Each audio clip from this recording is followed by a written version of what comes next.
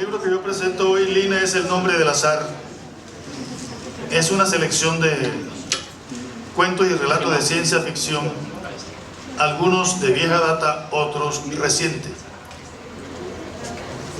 Uno de esos cuentos, que tiene un nombre breve, Justi, ganó un concurso patrocinado por la Unión Hispanoamericana de Escritores, que tiene su sede en Lima, Perú.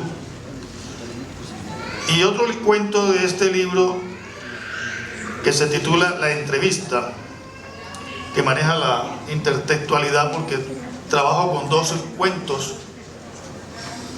uno de Germán Espinosa, que es La noche de la trapa, y otro de Orlando Mejía Rivera, un cuento famoso que yo premié porque fui jurado de ese concurso, en el que el 9 de abril el muerto no es Jorge Eliezer Gaitán, sino Gabriel García Márquez.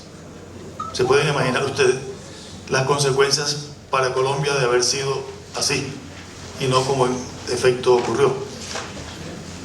Entonces, en este cuento, la entrevista, los personajes de los cuentos cobran realidad, y en ese mundo del escritor, en el cual el escritor engaveta o guarda los personajes fallidos o los cuentos fallidos, los personajes del cuento La entrevista llegan a ese mundo a averiguar por dónde anda Jorge Eliezer Gaitán, que se supone no murió el 9 de abril. Y hay cuentos de mi primer libro, Glixa, 2 o 3 cuentos de ese primer libro, Glixa, que yo quiero mucho porque fue el libro que en el año 1979 me abrió las puertas a la literatura colombiana de ciencia ficción, aun cuando el libro es el resultado de las publicaciones que hice en el Magazine Dominical durante el año 70-71 de cuentos, uno de los cuales Glixa ganó un concurso denominado de la rara belleza por su organizador, que fue el humanista barranquillero, director del magazine en esa época, Gonzalo González Coco. Era de Aracataca.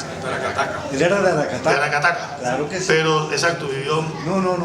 Nació en Aracataca, vivió en Barranquilla y después... Y se vino a vivir acá a Bogotá, sí, ciertamente. No voy a leer ningún cuento porque, como dijo alguien por allá, yo espero que compren el libro y lo leen. Y además porque son un poco larguitos y un cuento largo aburre, por muy bueno que sea. Entonces simplemente voy a recomendarles también la nota de presentación que hago, porque en muchas partes siempre me preguntan, bueno, ¿y de dónde le vino a usted ese cuento de la ciencia ficción? Entonces eso lo cuento aquí, lo digo más o menos cómo surgió en mí la inquietud de la ciencia ficción. Pero mi primer cuento de ciencia ficción, que se titula La Gota, me surge de que no está aquí en este libro, está en otros libros. Me surge de un momento de contemplación de una hermosa hoja de una mata, creo que se llama mafafa, que en los colegios de monjas abundan. Entonces yo fui a buscar a mi novia, que era profesora de biología en ese colegio. Yo estudiaba Derecho en ese momento, ella estudiaba odontología, y una bendita gota comenzó a moverse por la hoja, una gota de agua, porque había llovido, y entonces quedó una gotica, y yo comencé a observar que la gota se movía y cambiaba de colores, parecía el arco iris metido dentro de la gota, y como se dice popularmente, se me encendió el bombillo y escribí el cuento La Gota, en donde ya la gota deja de ser una simple gota y se convierte en mi imaginación en una nave del espacio, ¿no? Ese cuento, con ese cuento rompí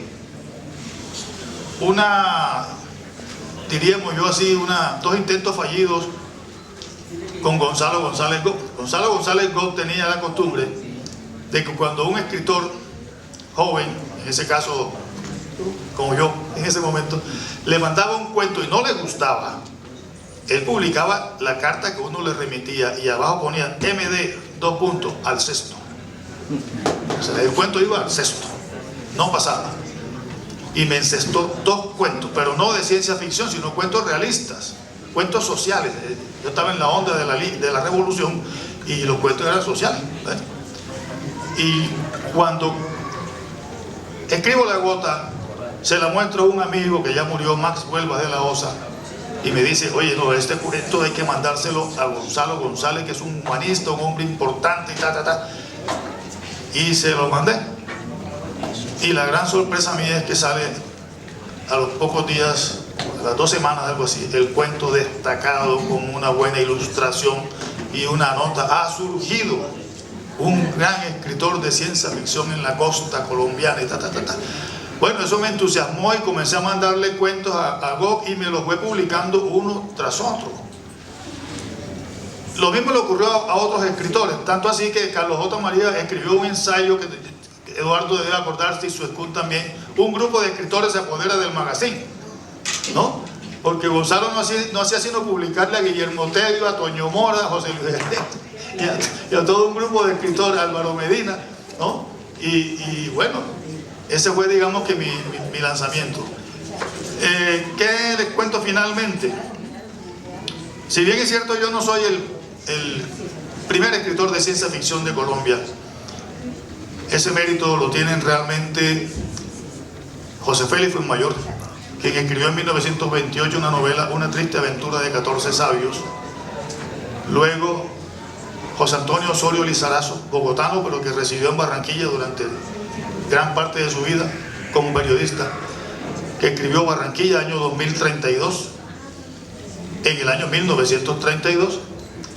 La tercera novela de ciencia ficción colombiana es de un monteriano, fíjate, ¿no?